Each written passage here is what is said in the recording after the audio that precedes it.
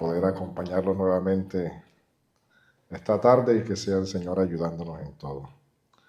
Les invito a que oremos antes de comenzar con nuestro sermón en este domingo.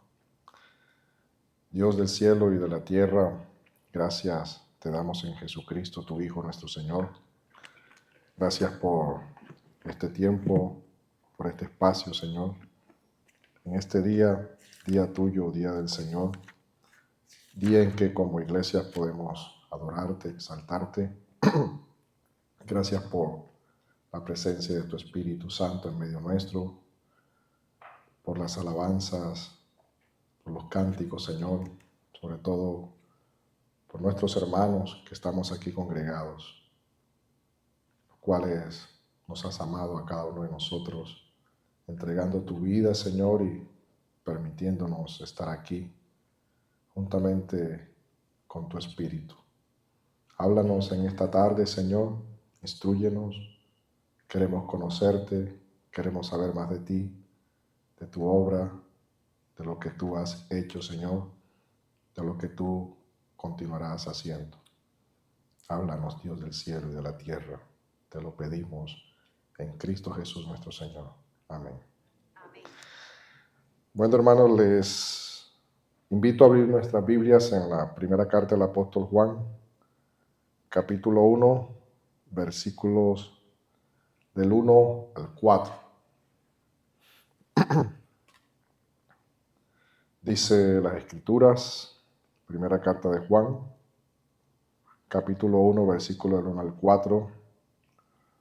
Lo que era desde el principio, lo que hemos oído, lo que hemos visto con nuestros ojos, lo que hemos contemplado y palparon nuestras manos tocante al verbo de vida. Porque la vida fue manifestada y la hemos visto y testificamos y os anunciamos la vida eterna, la cual estaba con el Padre y se nos manifestó.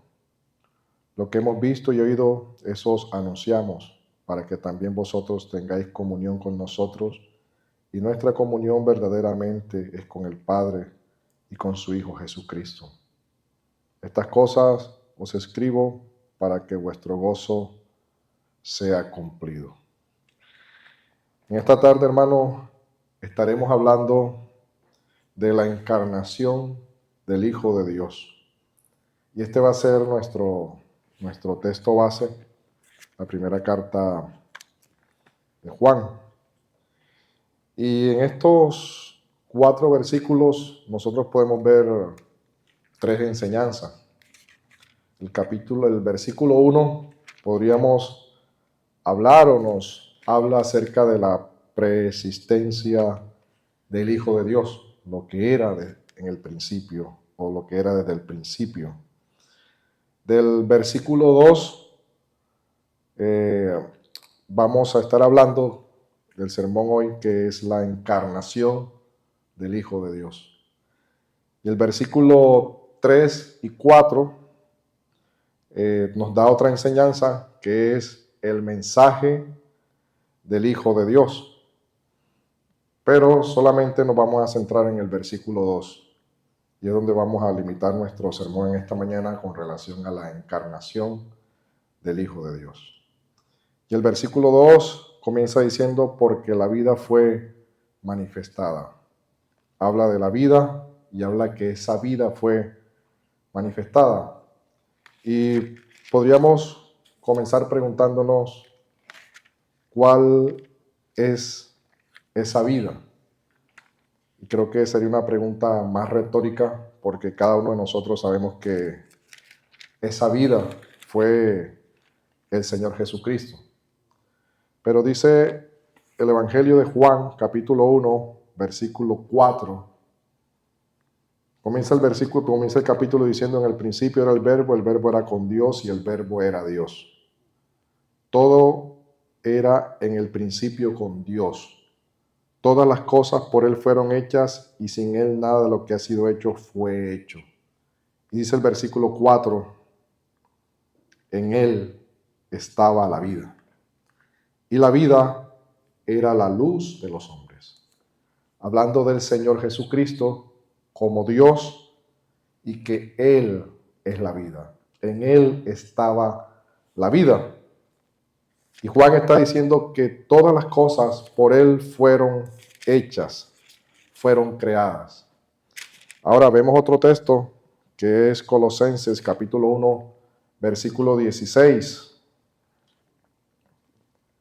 que dice, porque en Él, con relación al Señor, fueron creadas todas las cosas. Lo mismo que está diciendo Juan capítulo 1, versículo 1, lo está diciendo Pablo. Porque en Él fueron creadas todas las cosas, las que hay en los cielos, las que hay en la tierra, visible e invisible, sean tronos, sean dominios, sean principados, sean potestades, todo fue creado por medio de Él y para Él. Y en Él, y Él es antes de todas las cosas, y todas las cosas subsisten en Él. Él es la vida. Cristo mismo. Ahora Juan capítulo 14, verso 6 dice que yo soy el camino, la verdad y la vida. Entonces, a la primera pregunta, dice que la vida fue manifestada. ¿Quién es la vida? La vida es el mismo Señor. Él preexistía, existía antes de todas las cosas. Ahora, ¿cómo fue manifestada la vida? ¿Cómo fue que se manifestó el Señor, el que preexistía, quien creó todas las cosas, quien las hizo, quien es la misma vida? ¿Cómo fue manifestada a nosotros los hombres? ¿Cuál fue el medio por el cual Él se dio a conocer?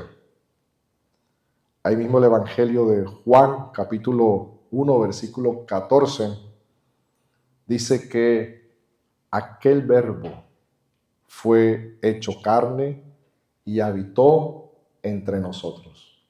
Jesús fue hecho carne, tuvo un cuerpo. Cuando dice fue hecho carne fue que vino como un hombre de carne y hueso. Y dice que Él se hizo hombre, se hizo carne y habitó entre nosotros. Entonces la respuesta es que por medio de la encarnación de nuestro Señor Jesucristo, Él se ha dado a conocer y se ha manifestado a los hombres de una manera visible, de una manera clara, de tal manera que fue visto, tocado y escuchado por muchos testigos en ese momento cuando Él apareció de forma corpórea. Y debemos de entender lo siguiente con relación a la encarnación. Algunos sostienen que la divinidad de Dios, cuando hablamos de la divinidad de Dios, hablamos del Padre y del Espíritu Santo, se encarnaron en la persona del Hijo. Pero teológicamente la iglesia desde sus comienzos y la iglesia protestante sostiene que la encarnación solamente fue única y exclusivamente en la persona del Hijo, en la persona del Señor Jesucristo. El Padre, decir que el Padre y el Espíritu Santo se encarnaron también en Cristo, pues es algo que va en contra de lo que las Escrituras enseñan. Pero el Padre y el Espíritu Santo sí estuvieron en ese proceso de la encarnación. El Padre envió al Hijo. El Espíritu de Dios vino sobre María de una manera sobrenatural, la preñó y nació el Señor. Se encarna de una manera sobrenatural. El pecado es cortado, por así decirlo, no traspasa a la naturaleza de Cristo porque es el Espíritu de Dios quien viene en ese momento sobre María. Y el ángel le dice, el santo ser que nacerá de ti.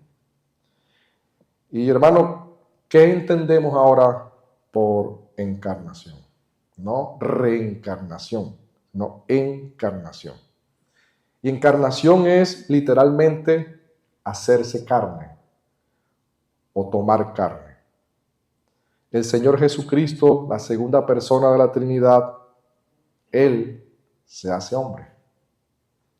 Antes de venir al mundo, no era un hombre. Antes de venir al mundo no tenía un cuerpo de carne. Él lo toma o lo adquiere en el momento que se encarna, en el momento que llega. Y hay un texto que dice, Gálatas 4:4, que llegado el cumplimiento del tiempo, Dios envió a su Hijo, nacido de mujer. Un nacimiento natural, un alumbramiento natural, una gestación natural, un feto, una persona que se forma en el vientre de una mujer, en este caso de la Virgen María. Dios envió a su Hijo nacido de mujer. Era un humano, como usted y como yo.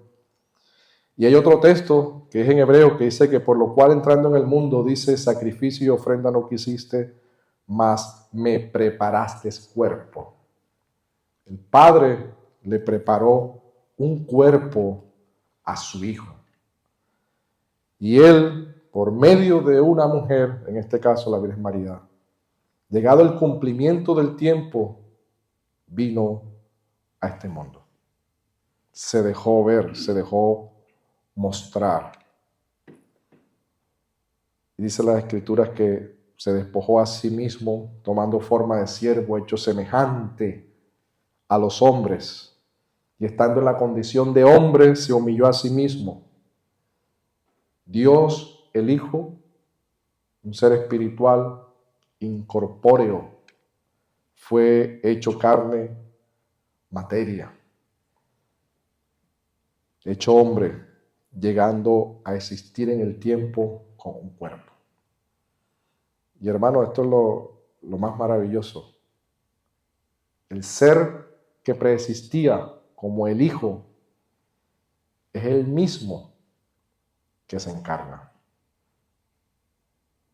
No sé si usted ha meditado en esto, hermanos, pero cuando hay un alumbramiento, un esposo o una esposa se unen, sale un hijo, pero ese hijo que está allí es diferente en el sentido del ser del Padre y el Hijo. Es una tercera persona, es alguien nuevo. En el caso del Señor, no. El que preexistía en la eternidad, desde los siglos, desde siempre y por siempre, es el mismo que viene y nace.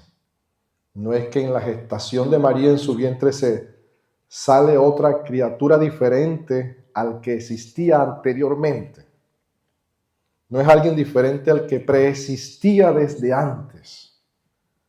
Hermano, es el mismo. No sé si usted medita en estas verdades de su encarnación, pero ese ser maravilloso, todopoderoso, grande, eterno, viene en forma de hombre y se encarna. Llegó a existir en el tiempo como un hombre. Y los apóstoles y la iglesia siempre aceptaron esta gran verdad de la encarnación. Pero el cómo la naturaleza divina y la naturaleza humana podían existir o estar juntas en una persona es donde se comenzó a presentar grandes debates a nivel teológico con relación a la encarnación del Hijo. Cómo una naturaleza divina, eterna, divina, todopoderosa, trascendente, y una naturaleza humana llegan a existir en un cuerpo, en este caso en la encarnación de Cristo. Y hermano, Jesús es plenamente Dios y plenamente hombre. Sin embargo, una sola persona. Plenamente Dios, plenamente hombre, una sola persona. Esas dos naturalezas coexisten en la persona del Señor Jesucristo. Los apóstoles y la iglesia del primer siglo nunca tuvieron problemas en aceptar esta gran verdad. Juan no tenía problema en decir el Verbo, la segunda persona de la Trinidad, Dios el Hijo, fue manifestado en carne. Juan lo vio, Juan lo tocó, Juan lo escuchó, sus manos palparon al que preexistía, hermano, desde antes de todas las cosas. Sus manos palparon, vieron y escucharon al Creador. Cristo es el Creador de todas las cosas, al dador de la vida. Juan vio de forma directa tan maravilloso acontecimiento, dejando evidencia en las narrativas del Evangelio en su primera carta de Juan que estamos viendo ahora. Juan no necesitaba explicaciones de otras personas para creer, simplemente él estuvo directamente con el mismo Señor. Y él dice, nosotros lo vimos, nosotros lo tocamos, nosotros lo escuchamos. El que preexistía al Creador, a la vida misma, somos testigos de él. Y Juan, hermanos, o como todo judío, ellos tienen un pensamiento semítico. Y Juan fue formado en ese pensamiento semítico. El pensamiento semítico solo registra los eventos tal y cual como los ven, tal y cual como los escuchó, los vio, los tocó, los palpó. No da explicaciones, simplemente los narra tal cual como sucedieron. Él solo los registra. Y así hay muchas cosas en la Biblia. Por eso es que usted no encuentra muchos detalles del Señor. Ellos van directamente al hecho, a lo que sucede. Usted no ve lo que pasó en la infancia del Señor. ¿Por qué? Porque ellos iban directo a los acontecimientos, o el Espíritu del Señor los guiaba a registrar los acontecimientos. Un ejemplo, bajo el pensamiento semítico, si ellos ven un pájaro elevarse o volar por encima de los árboles, simplemente escriben, el pájaro voló. O sea, no describen el por qué el pájaro vuela o por qué se elevó sobre el árbol. Simplemente el pájaro voló. Algo que sí realizaban los griegos, ellos filosofaban mucho con la realidad de los hechos, pero los judíos solamente registraban el acontecimiento.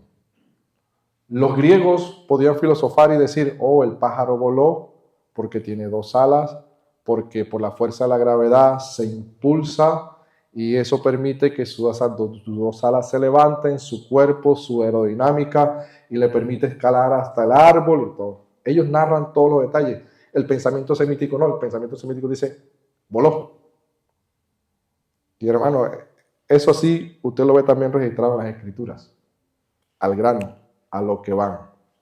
El griego se centraba mucho en los detalles. Y miren, un ejemplo bíblico lo podemos ver en la naturaleza humana y la naturaleza divina de Cristo, pero el narrador no nos dice, esta es la naturaleza humana, esta es la naturaleza divina, solamente registra el hecho sin entrar en explicaciones, pero no lo puede entender a la luz del contexto hoy en día. Un ejemplo, Mateo capítulo 4, versículo 41, dice, estaban los discípulos, entonces temieron con gran temor y decían uno al otro, ¿quién es este que aún el viento y el mar le obedecen? ¿Quién es este? Textos antes dice que Jesús dormía. Y hermano, un hombre duerme, pero sabemos que Dios no duerme. Un hombre se cansa, el Señor también se cansó, el Señor tuvo sed, pero sabemos que Dios no se cansa, Dios no le da sed. Pero también este texto, como nos muestra que Jesús dormía, se muestra que es un hombre, también nos deja ver el poder divino. Los vientos y el mar le obedecían. Entonces vemos que en esta narración dice Jesús dormía, pero los vientos le obedecieron. Dios no duerme, pero aquí también deja ver sus dos naturalezas, la humana y la divina. Pero el texto no te lo dice, aquí está la humana, aquí está la divina. Él solamente te narra los acontecimientos, los hechos. Los apóstoles comprendieron esta gran verdad en la práctica y Juan pudo decir, el Verbo, el que persistía como Dios, Dios el Hijo hecho carne, le vimos, le tocamos, le escuchamos, vimos su gloria, pero mientras el viento y el mar golpeaban la barca cuando atravesaba la tempestad, no lo habían comprendido. Pero después entendieron toda esta gran verdad. Juan no solamente fue testigo de la manifestación en carne del Hijo de Dios, sino que lo testificó por medio de sus escritos, de su predicación. Ese testimonio de la doctrina de Cristo fue preservado sin ataques serios, hermanos, por los primer, segundo, hasta de pronto posiblemente tercer siglo. No hubo ningún problema con esta enseñanza. Pero después comenzaron a aparecer desviaciones con relación a la naturaleza de Cristo, a su encarnación. Comenzaron a haber ataques serios desde el interior de la misma iglesia con relación a la doctrina de la encarnación. Por citar solo tres. Un ejemplo, el caso de un obispo en la Odisea que se llamó Apolinar, 1310-1390 después de Cristo. En el año 361 enseñó que el Señor Jesucristo tenía un cuerpo humano, de carne y hueso, era real, pero su mente, su espíritu, sus emociones, su naturaleza, su esencia era divina. En este caso, su mente, sus emociones, su voluntad era totalmente divina. Era como algo así, Dios en un cuerpo humano. Así Apolinar comprendió lo que era la encarnación. Y hermano, él quería proteger la naturaleza divina. Pero, ¿cuál era el problema de esta posición? Que terminaba negando la naturaleza humana. Era un cuerpo humano real, pero era una naturaleza divina. Y el problema era que él tenía una buena intención de proteger la naturaleza divina, pero rechazaba la naturaleza humana. Era como Dios en un cuerpo. Y esto fue rechazado por la iglesia. Después apareció otro que se llamó Nestorio y fue obispo de Constantinopla en el 428 después de Cristo. Y este atribuye que en Cristo habían dos naturalezas. Apolinar dice que hay una sola divina. Nestorio dice, hay dos naturalezas. Hay una humana y hay una divina en un cuerpo, pero separadas. Separadas. Y como consecuencia, dice, son dos personas unidas en Cristo. Una divina, una humana, dos personas en Cristo, dos personas distintas, concretas, reales, independientes. ¿Recuerdan? Jesús dormía, era un humano. Los vientos le obedecieron, era divino. Apolinar trata de proteger solo la divina, la de él es divino. Nestorio dice, hay una naturaleza humana, hay una naturaleza divina, pero son independientes la una y la otra, por lo tanto en Cristo hay dos personas independientes. Él quiso preservar las dos naturalezas, pero separadas la una de la otra. Unida en propósito, que era la encarnación, mas no en esencia. Y esto le llevó a hablar de que en Cristo habían dos personas. ¿Cuál era el problema de esta posición? Negaba lo que se conoce como la unión hipostática. O sea, la naturaleza humana y divina en Cristo. Eso lo vamos a ver un momentico más adelante para mayor comprensión de esto. Ahora, la última, muy rápidamente, está Eutiques. Eutiques se le atribuye el monofisismo. El monofisismo enseña lo contrario de Nestorio. Nestorio son dos naturalezas humanas divinas separadas. Nestorio dice que este ve la encarnación de Cristo como una sola naturaleza. Una sola naturaleza, monofisismo es de uno, mono. Y este enseñaba que al unirse la naturaleza divina y la naturaleza humana, sale una tercera naturaleza. O sea, una nueva naturaleza en esa fusión. O se crea una tercera naturaleza. Prácticamente el Señor no fue ni humano ni divino, sino que fue la mezcla de estas dos, se mezclan y sale una tercera. Y miren, hermano, cómo se fue, esto también fue declarado como una herejía en el tema de la encarnación. Y miren cómo se fue presentando esta controversia cristológica con relación a la encarnación de Cristo en la unión de las dos naturalezas, la humana y la divina. Primero la iglesia enfrentó, Cristo es un cuerpo humano, pero una sola naturaleza, la divina, y se anulaba ¿cuál? La humana. El otro fue Cristo, un cuerpo humano con dos naturalezas, la humana y la divina, y como consecuencia, dos personas independientes